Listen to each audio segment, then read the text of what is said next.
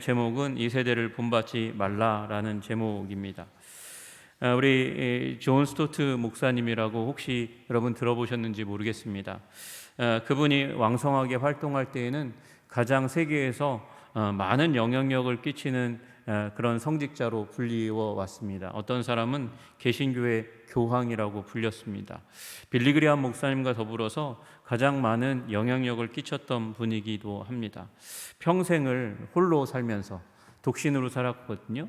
독신으로 살아가면서 하나님의 말씀 전하는 것을 기쁨으로 여기면서 살았던 분입니다.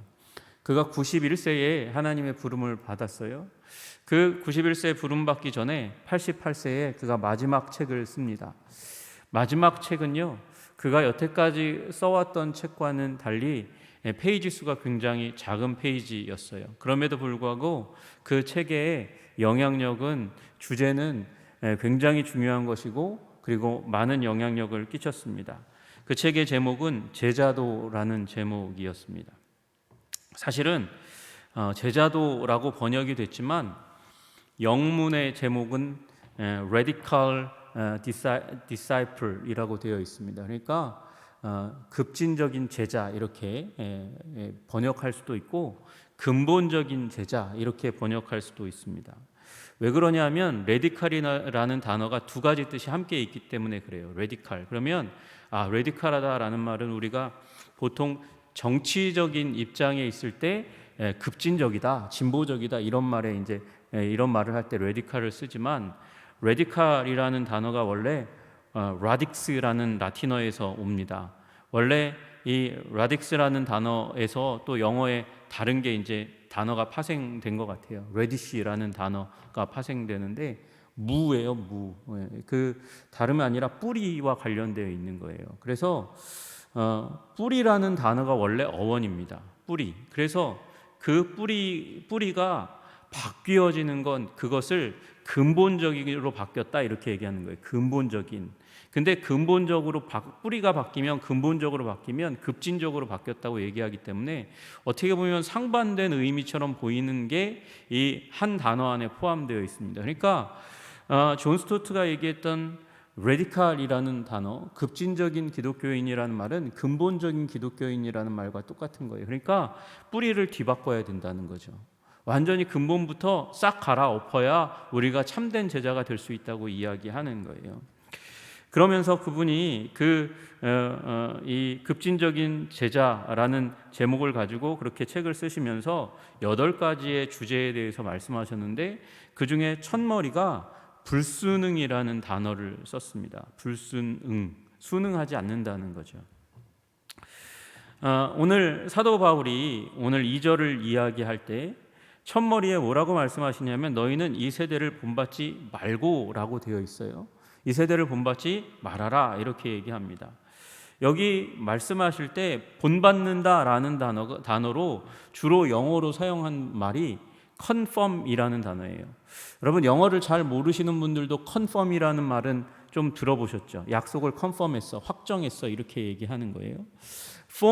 confirm은 form이라는 단어와 더불어서 앞에 con이라는 접두어가 붙어 있어요.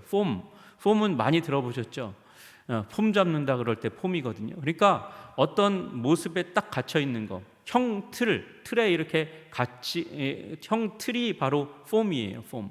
어떤 틀에 갇혀질 때 폼이 잡혔다 이렇게 얘기하는 거죠. 컨펌은 그 틀 안에 완전히 갇혀졌다는 것을 의미하는 거죠. 컨펌. 그러니까 이 세대를 본받는 거는 이 세대의 틀에 갇히는 거라고 영어는 그렇게 가르쳐주고 있는 거죠. 영어 단어는.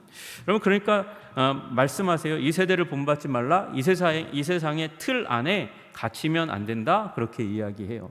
제가 왜 존 스토트 목사님의 제자도를 얘기했냐면, 목사님이 처음에 얘기했던 불순응이라는 단어가 바로 컨펌을 사용한 단어이기 때문에 그래요. non-conformity.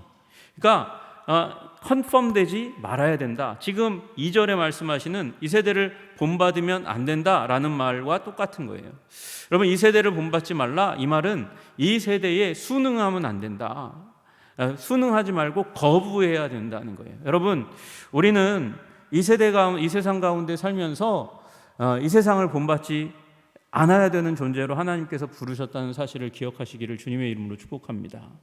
여러분, 우리가 이 세상에 의해서 훈련받고 이 세상에 의해서 고정되고 이 세상을 닮아가고 이 세상이 추구하는 것대로 추구하면 안 되는 거예요. 우리는 하나님이 그곳으로부터 구원하셔서 구별된 존재로 만드셨어요. 이 세상의 모습대로 또 이 세상의 풍조가 흘러가는 대로 흘러가지 말아야 된다. 이 주제는요, 오늘 로마서 12장에 등장하지만 이미 구약에서부터 우리들에게 계속해서 말씀해 오셨던 거예요. 여러분, 레위기 18장 3절부터 4절에 이렇게 말씀이 나와 있습니다. 너희는 너희가 거주하던 애굽 땅의 풍속을 따르지 말며, 애굽 땅의 풍속을 따르지 말라는 거예요. 너희가 애굽 땅을 떠나왔지만 애굽 땅의 그 풍속을 기억하잖아. 그 풍속을 따라서 컨펌되지 말아라. 그것에 의해서 네 삶이 고정되지 말아라. 그것에 의해서 찍힌 듯이 그렇게 따라가지 말아라. 그렇게 말씀하시는 거예요. 내가 너희를 인도할 가나안 땅의 풍속과 규례도 행하지 말고, 들어갈 땅 거기 가나안의 풍속도 따라가면 안 된다라고 말씀하세요. 여러분, 선지서에도 마찬가지예요. 선지서에서 이스라엘 백성들을 책망하실 때 하나님께서 뭐라고 말씀하시냐면, 너희가 내 율례를 행하지 아니하며 규례를 지키지 아니하고 하나님의 말씀대로 따라가지 않았다는 거예요. 그럼 무엇을 따라갔을까요? 너희 사방에 있는 이방인의 규례대로 행하였느니라. 이방인이 가르치는 대로, 이방의 문화가 훈련시키는 대로 훈련되어서 그것을 따라서 너희들이 폼이 결정되었다, 컨펌되었다, 그렇게 말씀하시는 거예요. 여러분, 오늘도 말씀하세요. 너희는 이 세대를 본받지 말고 오직 마음을 새롭게 하여 변화를 받으라고 그렇게 말씀하십니다. 여러분, 이 세상의 모습, 이 세상이 주장하는 것, 이 세상이 가르치는 것, 여러분, 그것이 우리의 삶에 배어 있습니다. 그러나 그것이 우리를 지배하지 않고 하나님이 우리를 지배하시기를 주님의 이름으로 축복합니다. 컨펌되지 마십시오. 세상의 이 세대를 본받지 마십시오. 이 세상을 거부하는 삶을 살아가야 된다고 말씀하세요. 그러면서 존 스토트 목사님은 네 가지 지금 이 현대 사회를 주름잡고 있는 4개의 풍조에 대해서 말씀하세요. 첫째는 다원주의라는 것입니다. 진리에 있어서 다원주의. 우리 모든 뭐뭐주의 붙어 있는 그 모든 주의는 나름대로 다 진리 체계를 가지고 있고 타당성이 있으니까 동등하다는 거예요. 동등하게 존중받을 권리가 있으니까 유일하다고 얘기하지 말라는 거예요. 그러면서 기독교를 향해서 얘기하죠. 너희에게만 구원이 있다고 그리스도의 유일성, 기독교의 유일성에 대해서 말하지 말아라.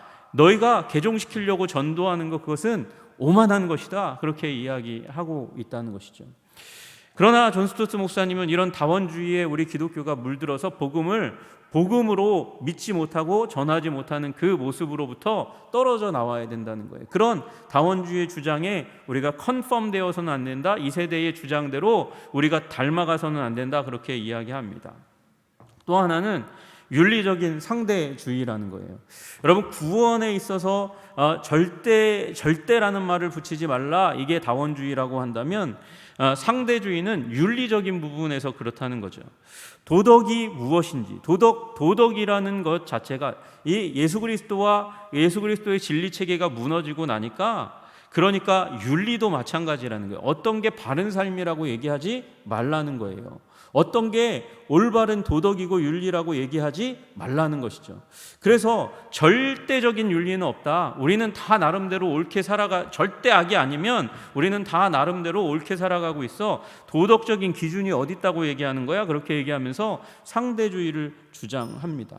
또 하나는요, 세상을 지배하고 있는 또 하나의 주장은 이 물질주의라는 거예요. 물질주의는 여러분, 물질을 중요하게 생각하는 것 그 자체만으로 물질주의라고 얘기하지 않아요. 여러분, 그렇게만 얘기한다면, 물질이 중요하다, 그것을 물질주의라고 얘기한다면 저도 물질주의자예요. 여러분, 우리는 하나님이 창조하신 세상 가운데 살아가고 있습니다. 하나님이 창조하신 이 세상은 눈에 보이지 않는 세상도 있지만 눈에 보이는 세상도 있고요. 눈에 보이는 세상에 우리는 갇혀서 살아가고 있어요. 이 육감이라고 하는 영감을 가지고 하나님을 추구하고 하나님을 바라보고 하나님을 사랑하고 그분의 뜻을 따르려고 하지만 여러분, 나머지 오감은 이 세상에 우리가 갇혀 있잖아요. 여러분, 그렇다고 그걸 그 물질을 중요하게 생각한다고 물질주의자라고 얘기하는 게 아니에요. 이 물질주의란 뭐냐? 영적인 삶을 질식시킬 정도로 물질적인 것에 사로잡히는 삶, 몰두하는 삶, 그걸 물질주의라고 부르는 거예요.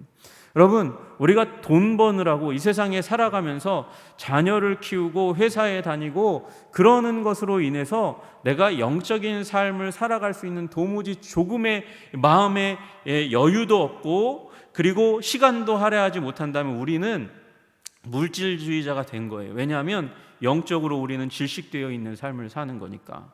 여러분, 세상은 그렇게 계속해서 우리를 뺑뺑이 돌려요. 영적인 것은 없는 것처럼 주장하고 여기 돈 버는 것, 네 권력이 네 손에 쥐어지는 것, 그리고 높은 지위에 올라가는 것, 다른 사람에게 추앙받는 것, 그것이 마치 세상의 전부인 것처럼 그렇게 얘기하는 세상 가운데 우리가 살아가고 있다는 것이죠. 그리고 존 스토트 목사님은 이 세 가지에, 저는 그렇게 읽으면서 그렇게 들었어요.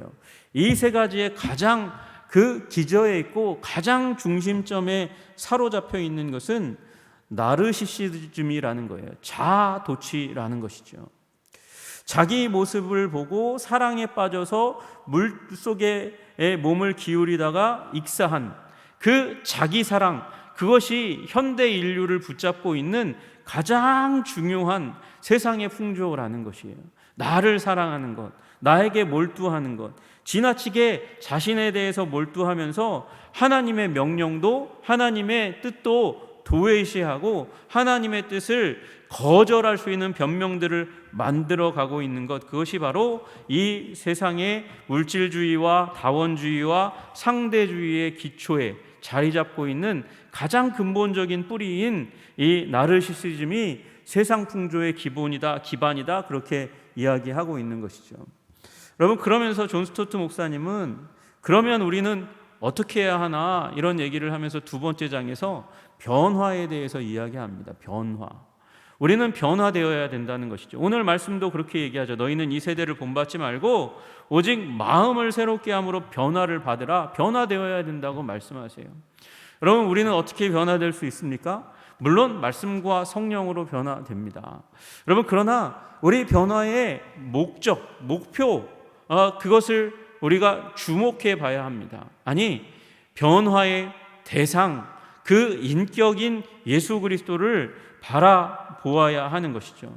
여러분, 예수 그리스도 그분의 형상을 우리의 변화의 목적으로 삼고 예수 그리스도를 추구하시는 여러분 되시기를 주님의 이름으로 축복합니다.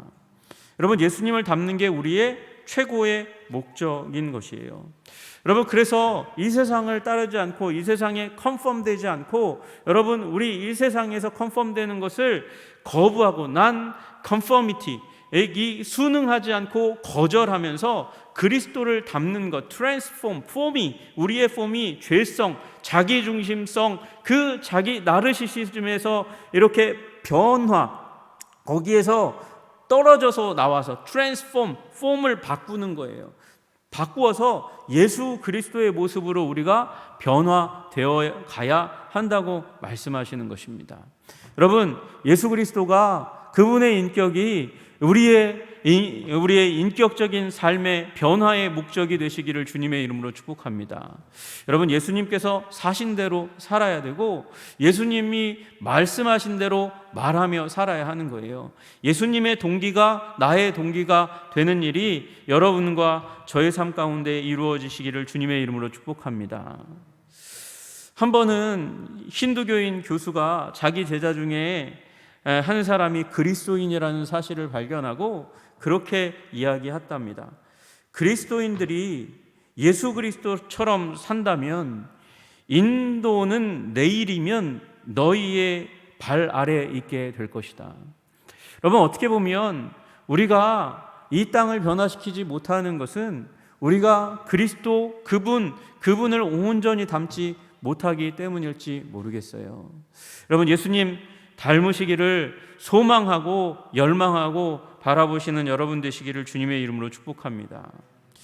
여러분, 어떤 이슬람 목사님은 그런 얘기를 했습니다. 만약에 모든 그리스도인이 참된 그리스도인이었다면, 예수님 닮은 그리스도인이었다면 오늘날 이슬람은 이 땅 위에 없었을 것이다. 그렇게 얘기하는 거죠. 이슬람이었다가 이슬람에서 예수님을 만나서 예수님의 사람이 된 한 목사님이 그렇게 이야기하는 거예요. 모든 그리스도인이 참 그리스도인이었다면, 예수님을 닮았던 그리스도인이었다면 오늘날 이 땅 위에 이슬람은 없었을 것이다.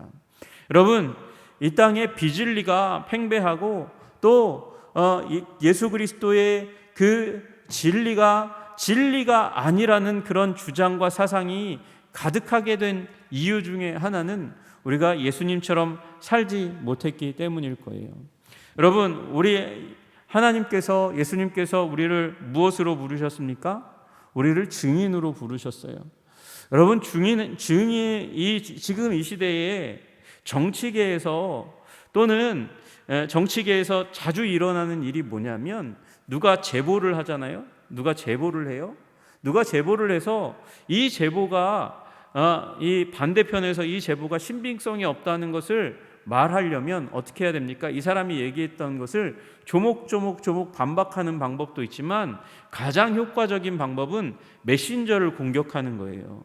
이 메신저가 신뢰성이 없다는 것을 드러내고 나타나고 폭로함으로 말미암아 이 사람의 증언도 가치가 없는 것으로 만들어지는 일이 일어나죠. 어떻게 한다고요? 이 사람 폭로자의 이 사람의 증인의 이 인격을, 삶을 무너뜨리면 이 사람의 증언도 함께 무너지는 거예요. 여러분, 그런데 이런 일이 우리들에게도 일어나고 있잖아요.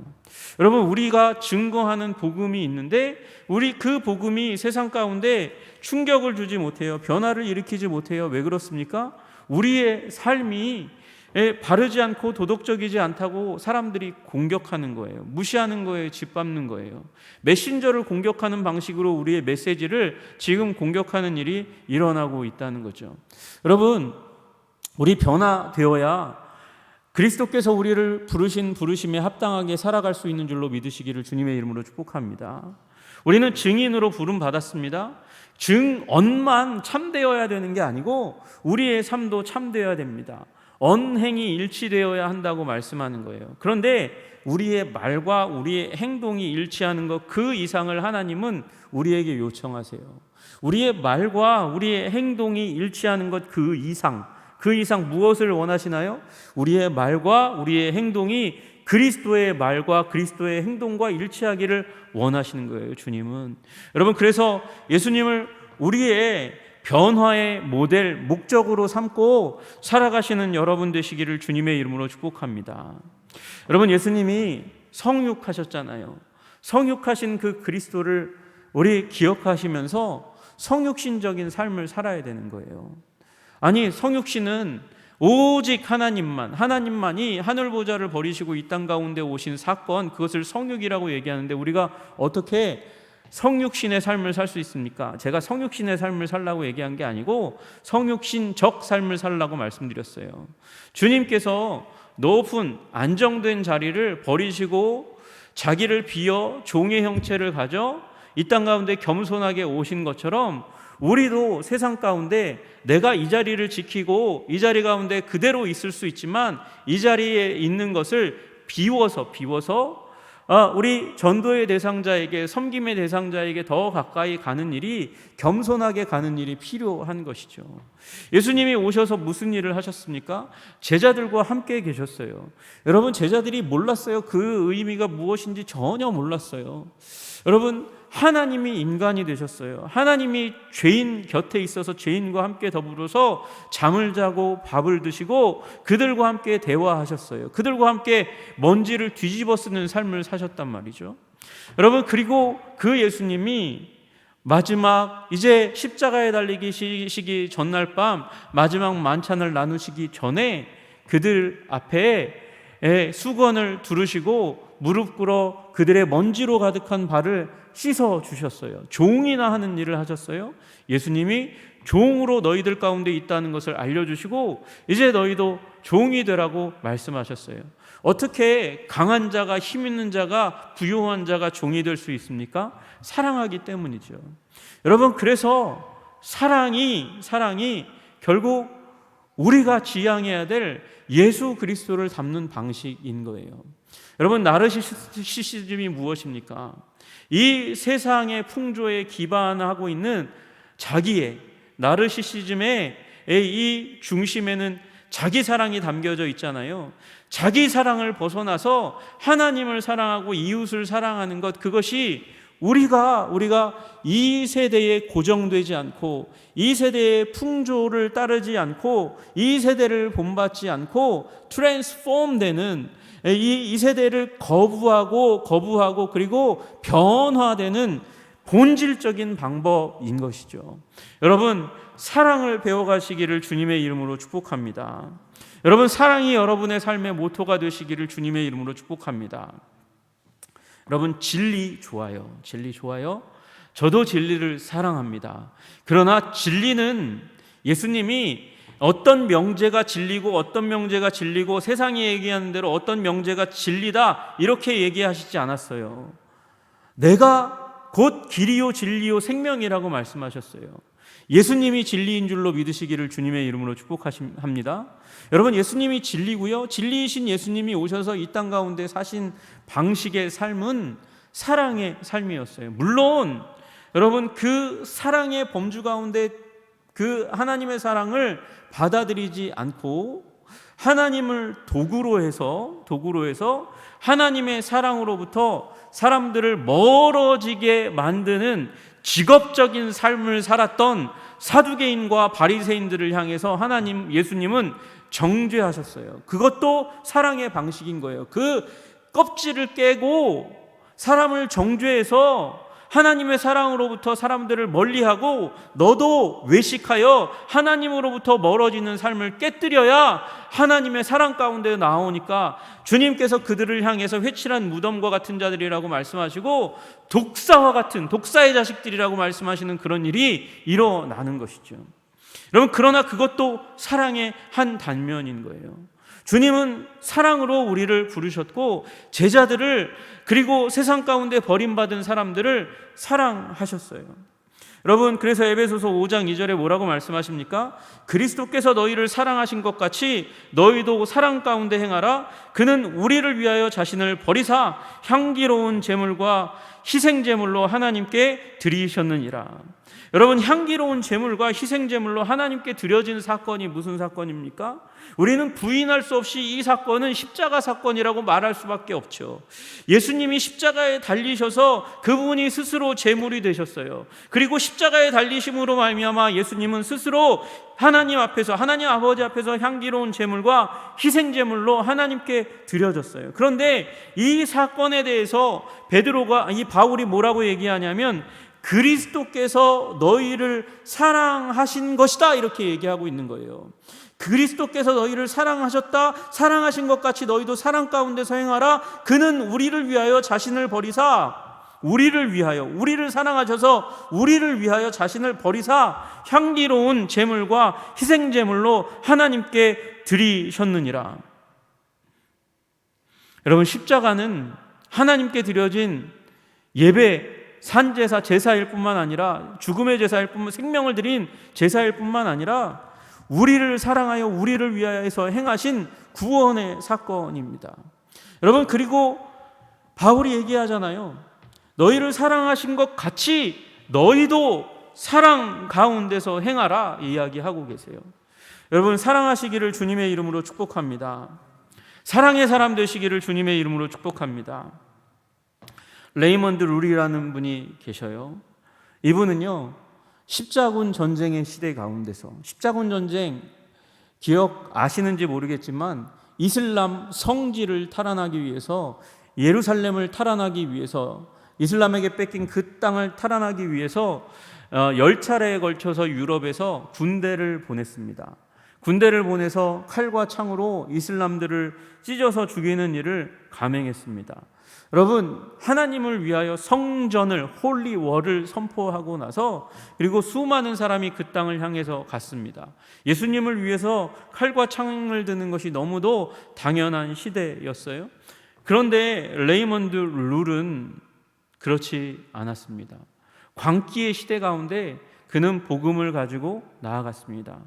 복음을 가지고, 사랑을 가지고 나아갔습니다. 이슬람 세계에 몇 차례나 다녀왔어요. 다녀오면서 이슬람 서적을 가져오고 이슬람 문화를 배워오고, 그리고 이 기독교 사회 가운데 그는 선교사로서 무슨 얘기를 했냐면, 이슬람을 위해서 칼과 창을 들지 말고 복음을 전해야 됩니다. 교회를 세워야 됩니다. 그리고 그것을 위해서 이 기독교권 가운데 학교를 세워서 이슬람어를 배우고 이슬람의 문화를 배우고 이슬람의 언어를 배워야 됩니다. 이슬람교의 꾸란을 공부해야 됩니다. 그래서 그들을 전도해야 됩니다. 마지막에 그는 이슬람 신도들에 의해서 돌을 맞고 도망가다가 결국은 돌아오는 배에서 죽게 됩니다. 그런데 그가 마지막으로 남긴 말이 이것이에요. 사랑하지 않는 자는 살아있는 자가 아닙니다. 사랑하지 않는 자는 살아있는 자가 아닙니다. 다시 얘기하면 사랑하지 않는 사람은 죽은 자라는 거예요.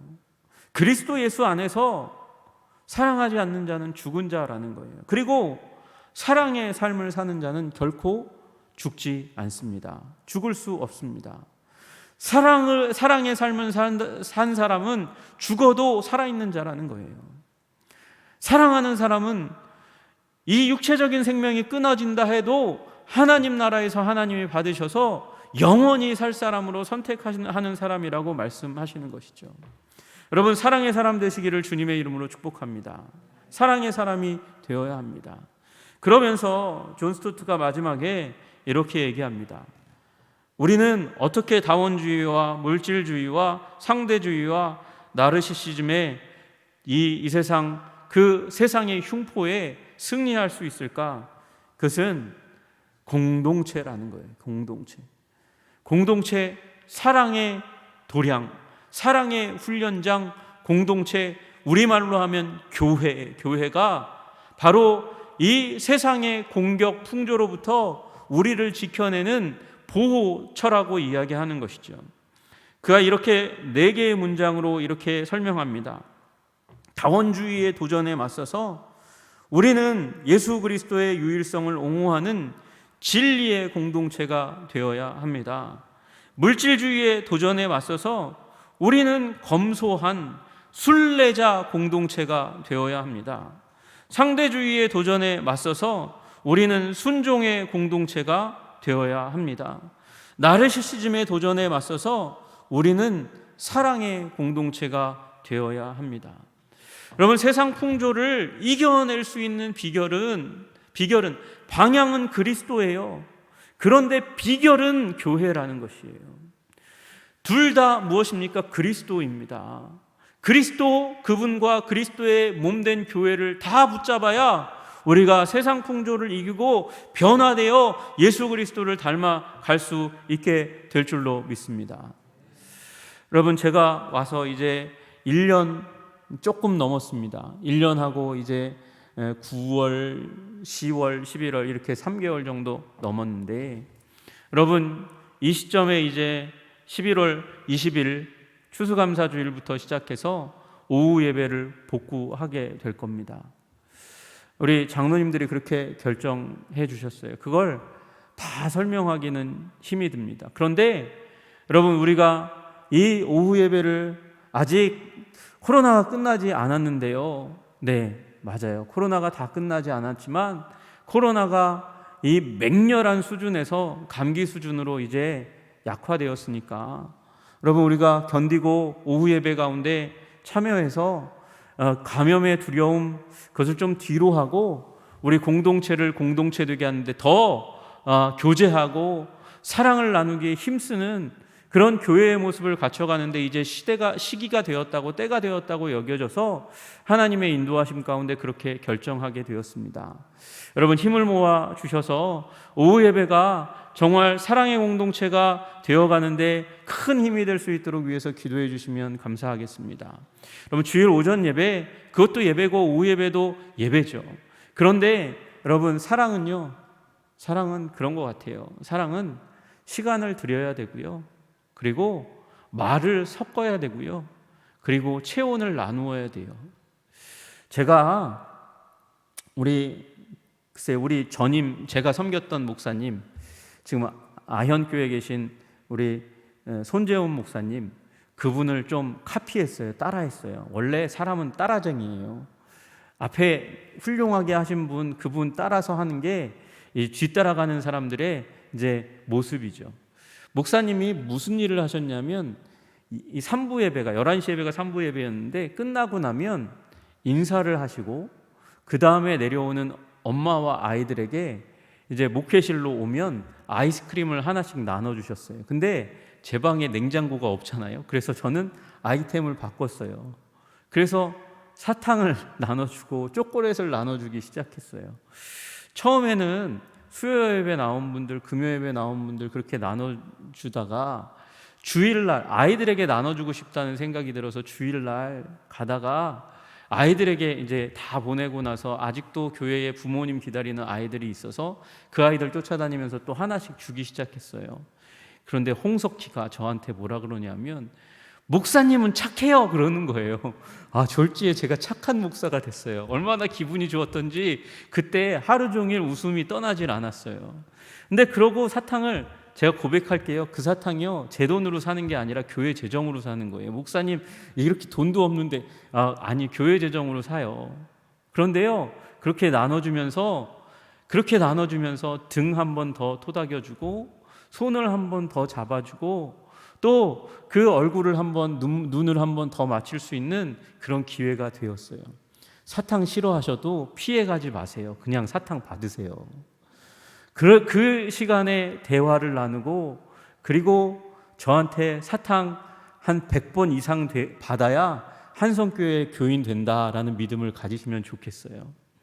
여러분, 사랑을 나누는 거니까 그게 필요한 것 같아요. 이게 사랑을 나누는 일이었구나. 나는 우연히 그냥 따라쟁이니까 그렇게 했는데, 이걸 통해서 성도님들의 눈을 한 번 더 볼 수 있게 하나님께서 은혜를 주셨구나. 그렇게 기회를 주셨어요.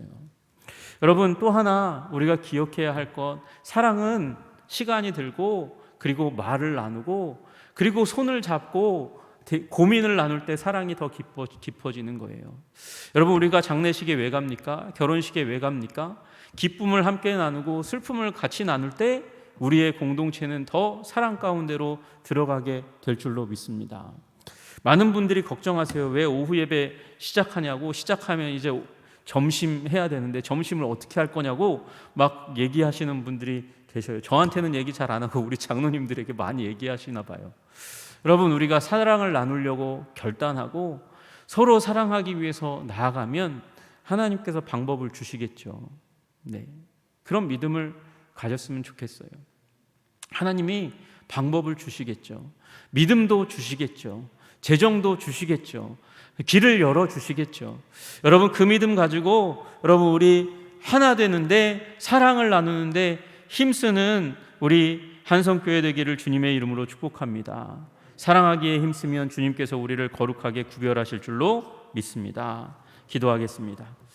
하나님 아버지, 감사하고 찬양합니다. 주님, 이 세대를 본받지 말라고 말씀하신 주님, 이 세대를 본받지 않을 방식이 도대체 무엇이겠습니까? 사랑하는 것입니다.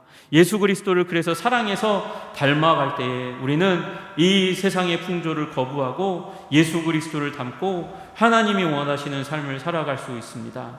교회로 모일 때에, 서로 사랑할 때에, 서로 섬길 때에 우리를 굳건한 하나님의 공동체로 삼아 주시옵소서. 주님 붙들어 주시기를 간절히 소원하며 예수님 이름 받들어 기도드리옵나이다. 아멘.